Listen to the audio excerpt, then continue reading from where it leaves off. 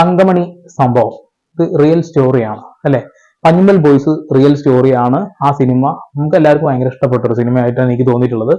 തങ്കമണി സിനിമയായിട്ടാണ് ഞാൻ പറയുന്നത്. റിയൽ സ്റ്റോറിയുമായിട്ട് യാതൊരു തരത്തിലുള്ള ഒരു ഇതും കൊടുത്തിട്ടില്ല ഈ ഒരു സിനിമ, സത്യം. അതായത് തങ്കമണി സംഭവം എന്താണെന്ന് ഞാൻ അതാ IPL ഇട്ടിട്ടുണ്ട്, നിങ്ങൾക്ക് സൗകര്യം ഉണ്ടെങ്കിൽ കണ്ടോളൂ കേട്ടോ. സിനിമയായിട്ട് ഞാൻ പറയുകയാണ്, ഒരിക്കലും ആ ഒരു തങ്കമണി സംഭവവുമായിട്ട് റിലേറ്റ് ചെയ്ത് ഞാൻ പറയുന്നില്ല. ഈ സിനിമയിൽ ആകെ കുറച്ച് സാധനങ്ങൾ മാത്രമാണ് ചരിത്രത്തോട് നീതി പുലർത്തിയിട്ടുള്ളത്. കമ്മ്യൂണിസ്റ്റുകാർ ചെയ്ത ആ ഒരു തെമ്മാടിത്തരം അന്നത്തെ, അതായത് അന്ന് കരുണാകരനായിരുന്നു, കോൺഗ്രസ് ആയിരുന്നു ഭരണം കേരളത്തിൽ. ആ ഒരു സമയത്താണ് ഈ ഒരു തങ്കമണി ഇൻസിഡന്റ് ഉണ്ടാവുന്നത്, ഒരാൾ വെടിവെച്ച് മരണപ്പെടുന്നതും കാല് മുറിഞ്ഞു പോകുന്നതൊക്കെ ആയിട്ടുള്ള, സ്ത്രീകൾ പീഡിപ്പിക്കപ്പെട്ടു എന്നൊക്കെ പറയുന്നു. അത് ഇല്ല എന്ന് സിനിമ പറയുന്നു. അത് അങ്ങനെ തന്നെ സംഭവിക്കട്ടെ, പീഡിപ്പിക്കപ്പെട്ടിട്ടുണ്ടാവരുത് എന്ന് ഞാൻ ആഗ്രഹിക്കുന്നു. ഓക്കെ, അപ്പോ ആ ഒരു സംഭവം അന്ന് കമ്മ്യൂണിസ്റ്റുകാർ ഇതൊരു ആയുധമാക്കിയെടുത്ത് അവിടെയുള്ള സ്ത്രീകൾ മുഴുവൻ ഇങ്ങനെ പീഡിപ്പിക്കപ്പെട്ടു എന്ന രീതിയിൽ സിനിമ പറയുന്നു. അത് അവരുടെ ആയുധമാക്കി, അത് പ്രചരണ ആയുധമാക്കി ഉപയോഗിച്ചു. അങ്ങനെ കരുണാകരൻ 5 വർഷം തികയുന്നതിന് മുന്നേ ഇറങ്ങിപ്പോന്നു. പിന്നീട് ഈ പറയുന്ന കമ്മ്യൂണിസ്റ്റുകാർ കയറുമ്പോൾ അതേ പോലീസുകാർ, അന്ന് കരുണാകരൻ സസ്പെൻഡ് ചെയ്ത പോലീസുകാരെ തിരിച്ചെടുത്തു. ഇതാണ് ഈ ഒരു സിനിമയുടെ അല്ലെങ്കിൽ ഈ റിയൽ സ്റ്റോറിയിലുള്ള ഒരു ഭാഗം. അത് ഈ ഒരു സിനിമയിൽ കൃത്യമായി കാണിച്ചു. ബാക്കിയുള്ളതാണ് ഡ്രാമയൊക്കെ ആയിട്ട് എനിക്ക് തോന്നിയിട്ടുള്ളത്. ഇനി സിനിമയായി മാത്രമാണ് ചർച്ച ചെയ്യുക. സിനിമയിൽ ഒന്നാമത്തെ കാര്യം എനിക്ക് പറയാനുള്ളത് വെച്ചാൽ, ഈ ഒരു സിനിമയിലെ ഒരു പ്രധാന ലീഡിങ് ക്യാരക്ടർ ആയിട്ടുള്ള ഒരു പെൺകുട്ടിയാണ്, ഒരു തെലുങ്കോ തമിഴോ ഏതൊരു നടി. ആ ഒരു നടി സത്യം പറയാ പോലീസുകാരിയായിട്ടാണ് അഭിനയിക്കുന്നത്. പക്ഷെ ഈ ഒരു സിനിമയിൽ ഉടനീളം നമ്മൾ വല്ല എഴുത്തുകാരിയായിട്ടാണ് അവരെ കാണുക. ശരിക്കും ഒരു എഴുത്തുകാരി എങ്ങനെയുണ്ടോ അതുപോലെ ഒരു പോലീസുകാരിയാണെന്നാണ് ഡയറക്ടർ പറയുന്നത്. ഒരു തരത്തിൽ യോജിക്കുന്നില്ല. അതുപോലെ തന്നെ മറ്റുള്ള ജൂനിയർ ആർട്ടിസ്റ്റുകൾ വളരെ മോശം അഭിനയമാണ് സിനിമയിൽ കാഴ്ചവെച്ചിട്ടുള്ളത്. എനിക്ക് ഏറ്റവും തമാശയായിട്ട് തോന്നിയിട്ടുള്ളത് വെച്ചിട്ടുണ്ടെങ്കിൽ, വലിയ വലിയ നടന്മാരൊക്കെ ഇവർ കുറഞ്ഞിട്ടിട്ട് വളരെ ചെറിയ രീതിയിൽ ഉപയോഗിക്കാത്ത കുറച്ച് സാധനം. സിനിമയിൽ ഏറ്റവും ടോപ്പായിട്ട് അഭിനയിച്ചിട്ടുള്ളത് സിദ്ദിഖും അസീസുമാണ്, എടുത്തു പറയണം. പിന്നെ കുറച്ച് ആളുകളുണ്ട്. ദിലീപിന്റെ ഭാഗം വെച്ച് നോക്കുമ്പോൾ ദിലീപ് കുഴപ്പമില്ലാതെ ഈ സിനിമയിൽ അഭിനയിച്ചു. പക്ഷെ അദ്ദേഹത്തിന്റെ മുഖത്ത് ചെയ്ത കുറച്ച് മേക്കപ്പിന്റെ കുറച്ച് കാര്യങ്ങളുണ്ട്. കുറച്ച് പ്രായമായിട്ട് ആളെ കാണിക്കുന്ന കുറച്ച് മേക്കപ്പ് സാധനങ്ങളൊക്കെ ഉണ്ട്. സിനിമയിലെ മേക്കപ്പ് പക്ക മോശമാണ്. ആദ്യം തന്നെ പറയാം, ഒരാളെ കഴുത്ത് മുറിച്ച് കൊല്ലുന്നൊരു സീനിൽ ബ്ലഡ് വരുന്ന കുറച്ച് സംഭവങ്ങളൊക്കെ ഉണ്ട്, ചിരിച്ചു ചാവും. അതെന്താ വെച്ചിട്ടുണ്ടെങ്കിൽ ഒരു തരത്തിലും നമുക്ക് ഫീൽ ചെയ്യാത്ത രീതിയിൽ, ഒരാൾ പെടഞ്ഞു മരിക്കണം ഫീൽ ചെയ്യില്ല. ഇതിലുള്ള മരണങ്ങളൊക്കെ അങ്ങനെ തന്നെയാണ്, ഒരു ഫീലും തരില്ല. ബ്ലഡൊക്കെ കത്തി കുത്തി കഴിഞ്ഞാൽ ചോര അവിടെ തളം കെട്ടി നിൽക്കുക, അല്ലാതെ ഒഴുകുന്നതോ അങ്ങനെ ഒരു സംഭവം മേക്കപ്പിന്റെ ഭാഗത്ത് വളരെ മോശപ്പെട്ട സംഭവം നടന്നത്. ഇയാളെ പ്രായമാക്കി എന്ന് പറഞ്ഞല്ലോ, പ്രായമാക്കിയ ദിലീപിന്റെ മുഖവും താടിയും മാത്രമേ പ്രായമായിട്ടുള്ളൂ. കൈയും കഴുത്തും ചെസ്റ്റും ഭാഗങ്ങളൊക്കെ എപ്പോഴും യുവാവാണ്. അതെന്താ എടുത്തു പറയാനുള്ള കാരണം വെച്ചല്ലേ, ഈ സിനിമയിൽ 3-ാം മുറയ്ക്ക് വിധേയമായിട്ടുള്ള ഒരു മനുഷ്യനാണ് ദിലീപിന്റെ ക്യാരക്ടർ. അപ്പോൾ അങ്ങനെ 3-ാം മുറ പോലും, പണ്ടത്തെ 3-ാം മുറൊക്കെ നമുക്ക് അറിയാലേ, നടക്കാൻ പറ്റില്ല, കമ്പി കൊണ്ടൊക്കെ കാലിലടിയിൽ മുള്ളുകൊണ്ടൊക്കെ അടിച്ചു എന്നൊക്കെയാണ് സിനിമയിൽ കാണിക്കുന്നത്. അങ്ങനെയൊക്കെ പീഡനം അനുഭവിച്ച ഒരാള് എന്ത് സിമ്പിൾ ആയിട്ടാണ് ഓടിച്ചാടി മറിഞ്ഞ് ഇടിച്ച് പരിപ്പാക്കണത് എന്നാണ് എനിക്ക് ഏറ്റവും തമാശയായിട്ട് തോന്നിയിട്ടുള്ളത്. ഇത് എന്റെ അഭിപ്രായങ്ങളാണ്. എന്റെ അഭിപ്രായം നിങ്ങളുടെ ഇതായിട്ട് എടുക്കണ്ട, തിയേറ്ററിൽ പോയിട്ട് കണ്ടോളൂ. ഞാൻ സിനിമ കാണുന്ന സമയത്ത് ഒരു 25 ആൾക്കാർ താഴെയായിരുന്നു സിനിമ കാണാനുണ്ടായിരുന്നത്. തിയേറ്റർ വളരെ ഫ്രീ ആയിട്ട് കിടക്കുകയായിരുന്നു. ഞാൻ അയാളോട് റിക്വസ്റ്റ് ആയിട്ട് പറയണത്, ഒരു ടിക്കറ്റ് വേണം, ഏറ്റവും ബാക്കിൽ തരണം കേട്ടോ എന്ന് പറഞ്ഞപ്പോ മൂപ്പര് അതിനെന്താ.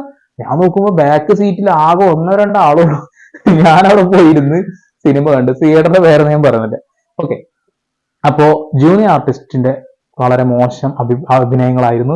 ക്യാമറ വരുമ്പോ ചിരിച്ചുകൊണ്ടിരിക്കും. പിന്നെ ഒരു ടിക്ടോക്ക് ആക്ടറൊക്കെ ഉണ്ടല്ലോ, അയ്യോ കോമഡിയാണ്, തനി കോമഡി. കുറച്ച് ഭാഗം നന്നാവും, അടുത്ത ഭാഗം മോശമാവും.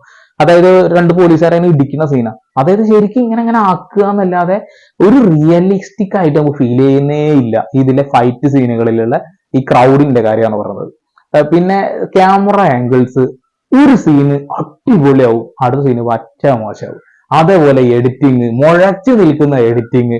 ദിലീപിന്റെ ഒരു മാസ് സാധനമുണ്ട്, ഒരു ജീപ്പിന്റെ ഇത് വലിച്ചിടാം, വെറുതെ ഒരു സീന്, അതായത് ഒരു ജീപ്പ് അവിടെ കിടക്കുന്നുണ്ട്, അതിന് മുകളിലുള്ള കർട്ടൻ വലിച്ചിടണം, വണ്ടി എടുത്ത് പോരണം. അതിന് പോയിട്ട് ആ കറക്റ്റ് എടുത്ത് മാറ്റുന്ന സമയത്തുണ്ട് കുറച്ച് ബ്ലാക്ക് ഡിസോൾവ് എഫക്റ്റ് ഒക്കെ ഇട്ട് വെച്ചിട്ടുണ്ട്. വളരെ മോശം എഡിറ്റിംഗ് ആണ്. പക്ഷെ എല്ലായിടത്തും അങ്ങനെയെന്നല്ല പറഞ്ഞത്, ചില ഇടങ്ങളിൽ മോശം എഡിറ്റിംഗ് ആണ്. പിന്നെ ഈ ഒരു സിനിമ ഒറ്റ ക്യാമറ വെച്ചിട്ടല്ല ചെയ്തത് എന്ന് തോന്നുന്നു. കാരണം പല ടോണും കറക്റ്റ് ഗ്രേഡ് ചെയ്ത ആൾക്ക് കറക്റ്റ് ടോൺ പിടിക്കാൻ കഴിഞ്ഞിട്ടില്ല. അതുകൊണ്ട് പിന്നെ ചരിത്രത്തോട് നീതി പുലർത്തണമെന്നുണ്ടെങ്കിൽ നിങ്ങൾ ആ ഒരു സംഭവം അതേപോലെ കാണിച്ചാൽ മതി. ഇതിന്റെ എക്സ്ട്രാ ഒരു കഥയൊക്കെ ആഡ് ചെയ്ത് ആ കഥ കുഴപ്പമുണ്ട് എന്നല്ല ഞാൻ പറയണത്, അത് എടുത്ത രീതി എനിക്ക് അങ്ങനെ ഇഷ്ടപ്പെട്ടിട്ടില്ല. ചില സീനുകളൊക്കെ നന്നാവുമ്പോൾ ചില സീനുകൾ മോശമാണ്. അതായത് അപ്പൊ നിങ്ങൾ ഈ ഒരു രീതിയില് തിരക്കഥ അതാണ് കോമഡി. അതായത് ചില സ്ഥലങ്ങളിലൊക്കെ ഡയലോഗ് അടിക്കുന്ന സ്ഥലത്ത് ആ സംഭാഷണങ്ങളൊക്കെ ഉണ്ടല്ലോ, അയ്യോ എന്താണ് അച്ചടി വെച്ച പോലെയാണ്. പിന്നെ 986 കഥ പറയുമ്പോ എന്താണ് ചില വീടുകളിലൊക്കെ എന്ത് വെളിച്ചാണ് അറിയുക. ഒരു സിനിമ കാണുമ്പോൾ സിനിമ നാടകം തമ്മിൽ വലിയ വ്യത്യാസം ഉണ്ടെന്ന് എല്ലാവരും പറയും അല്ലെ. പക്ഷെ എനിക്ക് തോന്നുന്നത് ചില നാടകങ്ങളാവും ചില സിനിമകളായിട്ട് നന്നാവുക. ഇതിലെ ലൈറ്റിങ്ങിന്റെ പ്രത്യേകത അതാണ്. വീടൊക്കെ കളർഫുള്ളാ, ഹെവി കളർഫുള്ളാണ്. 86 കഥ പറയുക. നിങ്ങൾ വേറെ കുറച്ച് ഡയറക്ടർമാരെ ചില സിനിമകൾ കണ്ടാൽ അറിയാം, അതായത് പഴയ കാലഘട്ടം കാണിക്കുമ്പോൾ അങ്ങനെയാണ്. പത്തേമാര് സിനിമ കണ്ടിട്ടുണ്ട് നിങ്ങൾ, അതിൽ കറണ്ട് ഇല്ലാത്ത ഒരു കാലഘട്ടം കാണിക്കുന്നുണ്ട്. എന്താ പെർഫെക്ഷൻ അല്ലെ, അതാണ്. അപ്പോ സിനിമ ചെയ്യാൻ വേണ്ടി ലൈറ്റ് വേണ്ടി വരും, അതുകൊണ്ട് ചെയ്തതാണ്. ഓക്കെ, കട്ട്, അത് ഒഴിവാക്കി. ആർട്ട് ഡിപ്പാർട്ട്മെന്റിൽ ഒരുപാട് മിസ്റ്റേക്കുകൾ സിനിമയിൽ പറ്റിയിട്ടുണ്ട്, അത് നിങ്ങൾ നോക്കിയാൽ മനസ്സിലാവും. അതേപോലെ കണ്ടിന്യൂറ്റി മിസ്റ്റേക്ക് ഉണ്ട്, 5 കളിയുണ്ട്. കുറെ സ്ഥലത്ത് കണ്ടിന്യൂറ്റി മിസ്റ്റേക്ക് ഉണ്ട്. അതെല്ലാതും എടുത്ത് പറയണമെന്നില്ല. പിന്നെ ഞാൻ പ്രധാനപ്പെട്ട ഒരു കാര്യം പറഞ്ഞല്ലോ, ഇതില് ഒരുപാട് നടന്മാരെ വെറുതെ ഡമ്മി പീസ് ആക്കി കൊണ്ടിട്ടിട്ടുണ്ട്, വെറുതെ ഡയലോഗൊന്നുമില്ല. അതുപോലെ ഞാനാണ് കേസ് അന്വേഷിക്കുന്നത് എന്ന് പറയുന്ന ഒരു ഉദ്യോഗസ്ഥയുണ്ട് സിനിമയുടെ ലീഡിങ് ക്യാരക്ടർ. അവര് കഥ കേൾക്കാൻ പോകുന്ന അല്ലെങ്കിൽ കഥ എഴുതാൻ പോകുന്ന ഒരാളെ പോലെ എനിക്ക് തോന്നിയത്.